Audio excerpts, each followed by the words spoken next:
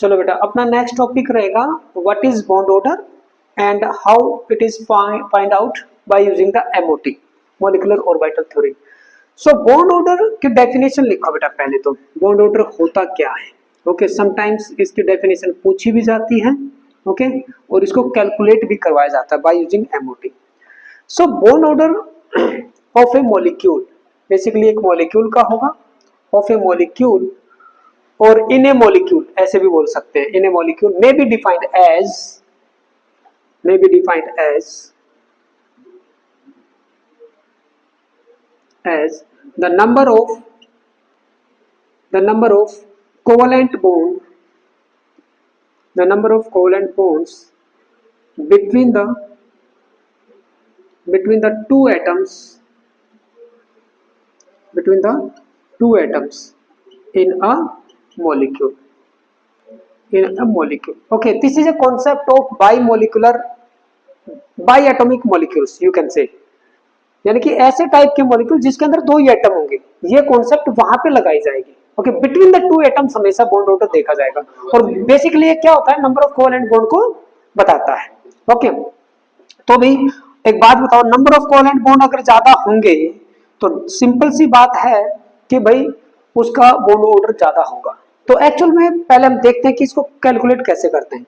Bond order it is denoted by small n, it is always equal to number of electron in bonding molecular orbital minus number of electrons in anti-bonding molecular orbital divided by 2. Understood? Difference of the two divided by 2, ये होता है bond order. जैसे इस molecule में अगर मैं देखना चाहूं तो number of electron present in bonding, this is 2 + 2 4 5 and 6। B2 molecule का बॉन्ड ऑर्डर निकालना चाह रहे हैं हम, तो ये क्या आएगा, number of electron in bonding 6 minus number of electron in anti bonding 2 + 2 4। Okay, so 6 - 4 divided by 2, what is this one, 6 - 4, this is 2 divided by 2, so 1, so bond order is 1। so B2 molecule के अंदर है ना, boron और boron के बीच में एक bond है, इसका मीनिंग ये है। तो ये क्या होता है, तरीके से स्ट्रक्चरल एनालिसिस का पार्ट बन जाता है बॉन्ड ऑर्डर, है ना। हम भाई दो एटम के बीच में कोवेलेंट बॉन्ड कितने हैं, जैसे O2 मॉलिक्यूल है, O2 मॉलिक्यूल, क्या O2 मॉलिक्यूल का इलेक्ट्रॉनिक कॉन्फ़िगरेशन आपको पता है? जैसा हमने लिखा था सिग्मा 1s2, है ना, सिग्मा स्टार 1s2, फिर उसके बाद में सिग्मा 2s2, फिर उसके बाद में sigma star 2s2, after that 1 2। Oxygen वाले में पहले सिग्मा 2pz आता है ना, आफ्टर दैट सिग्मा 2pz2, और फिर उसके बाद में नहीं पाई 2px, है ना। कितने 8 इलेक्ट्रॉन हो गए, 8 और 2 10, और 2 2 इनमें भरे जाएंगे, फिर ऊपर वाले में single single, pi 2px2 equal to pi 2py2। Okay, कितने हो गए, काउंट कर सकते हो, 8 तो यहां तक हो गए, 8 + 6 14, अभी 2 बाकी हैं, तो greater than pi star 2px1 equal to pi star 2py1। आप अपनी कॉपी निकाल के चेक कर सकते हो, ये मॉलिक्यूलर ऑर्बिटल इलेक्ट्रॉनिक कॉन्फ़िगरेशन है, ये वाला है कि नहीं, क्योंकि उसमें कैसे आता है 1 2 2 1 अप टू 14 2 1 2 1, उसमें केवल नीचे वाले में चेंज होता है, ऊपर वाला तो सेम ही रहता है। ओके, सो बॉन्ड ऑर्डर क्या होगा भाई, बॉन्ड ऑर्डर हुआ 2 + 2 4 6 2 8 और 2 10, यानी कि टोटल 10 हो गए भाई, number of electron present in bonding molecular orbitals minus number of electron present in anti bonding, this is 2 + 2 4 5 and 6 divided by 2, कितना आया भाई 4/2। ये बताइए क्या ऑक्सीजन और ऑक्सीजन के मॉलिक्यूल के बीच में डबल बॉन्ड नहीं है, है ना। तो देखो ये जो थ्योरी है कितनी आसानी से जो है स्ट्रक्चरल एनालिसिस को इवेल्युएट कर रही है। ओके, दूसरी बात, बोलो सर आप तो झूठ बोल रहे हो, नाइट्रोजन में कैलकुलेट करके देखो, N2 में देखो भाई, N2 का इलेक्ट्रॉन कॉन्फ़िगरेशन जस्ट आपने नोट किया है, N2 का क्या है हमारा, यहां तक तो सेम रहेगा, यहां तक सेम, तो इसको मैं के लिख दूं, के लिख दिया।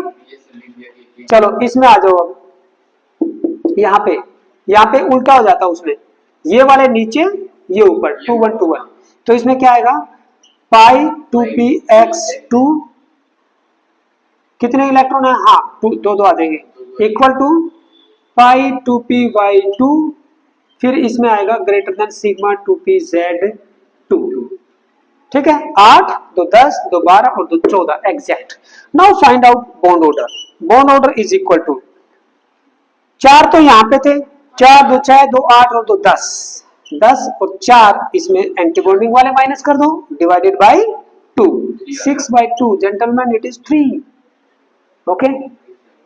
अच्छा एक बहुत ही बेहतरीन चीज बताने जा रहा हूं, ठीक है, जिसके ऊपर बच्चे ध्यान भी नहीं देते।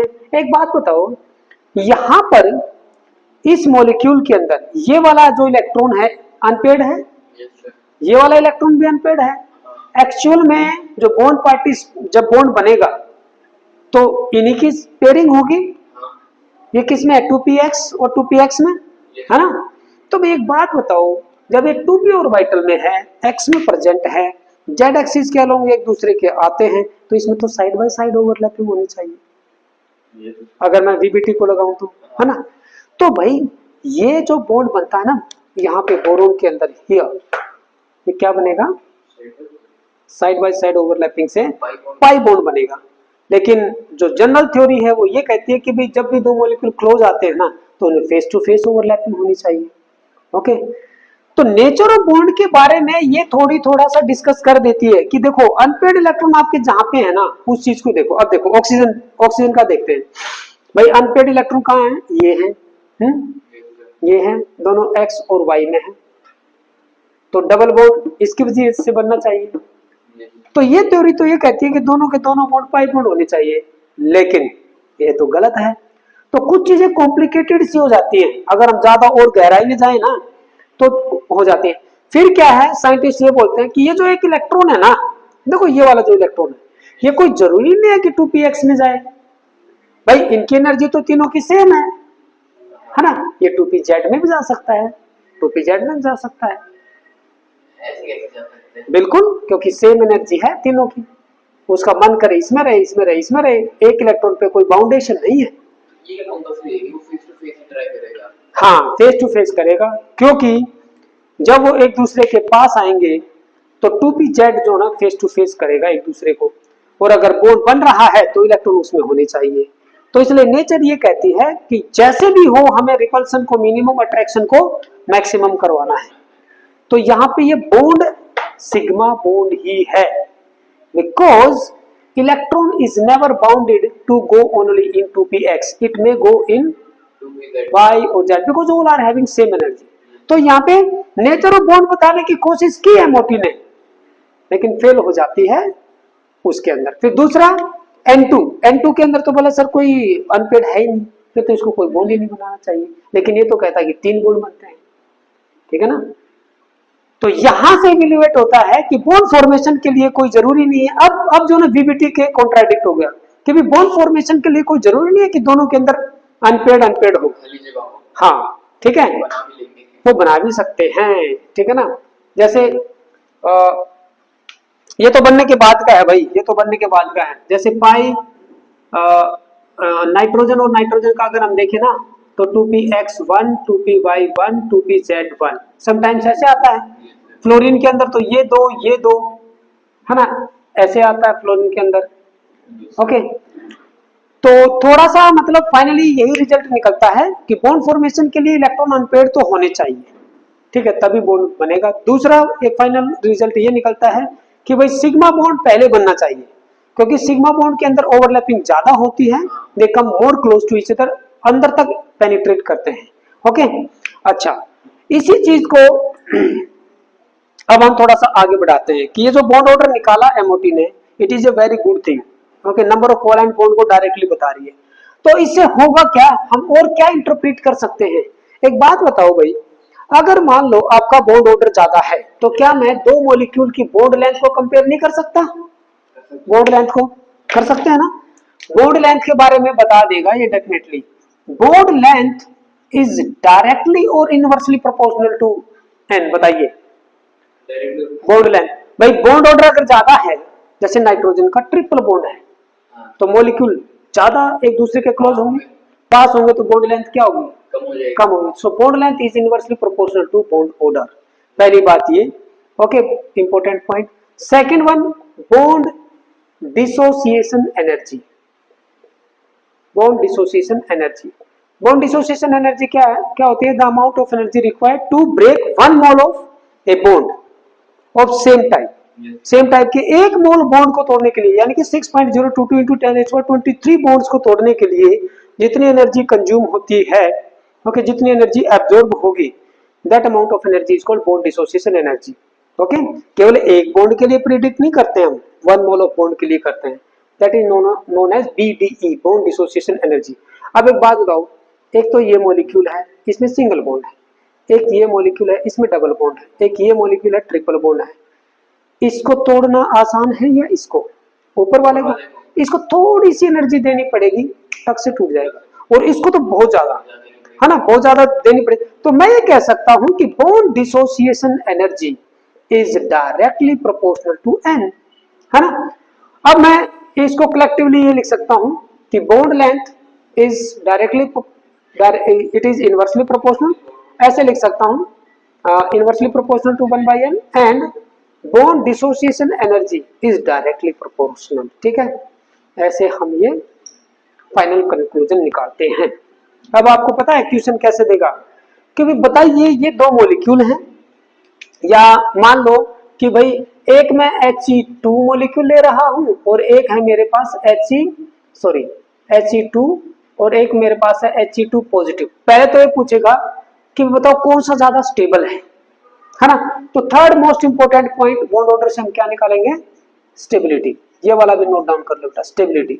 ओके, कोई भी molecule, a molecule will be stable, molecule stability के बारे में क्या बताता है, according to MOT, molecule will be stable only if, कब होगा, ओनली इफ कम से कम एक बॉन्ड तो बने, अरे 0 से तो ज्यादा बॉन्ड बने, when n is greater than 0। ठीक है, अगर n की वैल्यू 0 आ गई, इसका मतलब दो एटम के बीच में कोई बॉन्ड नहीं है। n की अगर कुछ वैल्यू आई तो इसका मतलब उसमें बॉन्ड बनना शुरू हो गया, तो वो स्टेबल कर सकता है। अगर बॉन्ड ऑर्डर की वैल्यू ज्यादा आई तो ज्यादा स्टेबल है, और ज्यादा आई तो और ज्यादा स्टेबल है। N2 मॉलिक्यूल का बॉन्ड ऑर्डर 3 है ना, it is very very stable, easily नहीं टूटता है ना, नहीं टूटता है। सो मैं यहाँ पे कह सकता हूं कि एक तो ये चीज, molecule will be stable if n is greater than 0, 0 से ज्यादा होना चाहिए। दूसरा, stability is directly proportional to n। Okay, जैसे जैसे बॉन्ड ऑर्डर बढ़ता जाएगा, स्टेबिलिटी भी क्या होती जाएगी, बढ़ती चली जाएगी। तो अगर मैं इन मॉलिक्यूल को कंपेयर करूं, या मान लो अभी मैं एक और एग्जांपल लेने वाला हूं, ठीक है, इतना आपको नोट डाउन करना है, फिर उसके बाद में हम लेंगे एग्जांपल, जो लेंगे वो लेंगे O2 positive and O2 negative, sorry O2 negative and O2 negative. Okay, this is oxygen molecule, this is oxide, okay, sorry, this is superoxide, and this is peroxide, this is oxygen molecule, this is superoxide ion, जो oxide होता है ना, simple oxide, वो होता है बेटा O के ऊपर 2 नेगेटिव, केवल एक एटम के ऊपर 2 negative, that is oxide. But super oxide क्या है, O2 के ऊपर उल्टा कर दो, मतलब एक तरीके से, या आप ये याद रखना, पोटासियम का ऑक्साइड जो है ना वो सुपर ऑक्साइड है, और इसमें ये पॉजिटिव होता है, ये नेगेटिव, तो पोटासियम सुपर ऑक्साइड, तो O2 के ऊपर एक नेगेटिव क्या है, सुपर ऑक्साइड। यहां से आप दिमाग में रखोगे कि भाई पोटासियम का जो ऑक्साइड है ना, that is super oxide, KO2, ये वाला, ये सुपर ऑक्साइड, तो आपको फटाक से याद आ जाएगा, यस सर, O2 के ऊपर 1 नेगेटिव सुपर ऑक्साइड। क्यों? क्योंकि पता है क्या है, वो डायरेक्टली ये नहीं बताएगा आपको क्वेश्चन में, वो बोलेगा find out the bond order of super oxide ion, find out the bond order of peroxide ion, peroxide ion. Peroxide linkage कौन सी होती है, ये होती है भाई, जब ऑक्सीजन के बीच में सिंगल बॉन्ड और इधर भी बॉन्ड बना ले, जैसे हाइड्रोजन पेरोक्साइड, ये जो लिंकेज है दिस इज कॉल्ड पेरोक्साइड। अब इधर भी बॉन्ड न बनाए, इधर भी बॉन्ड न बनाए, तो इसके इलेक्ट्रॉन इसी के पास है, एक माइनस ये, एक माइनस ये, ठीक है, this is O2 2 negative, this is peroxide ion. तो इनकी स्टेबिलिटी का हम कंपैरिजन करेंगे नेक्स्ट स्लाइड में। आप इसको एक बार नोट डाउन करो, फिर हम वो वाला करेंगे, ठीक है। Note it down, note down करना जरूरी है बेटा।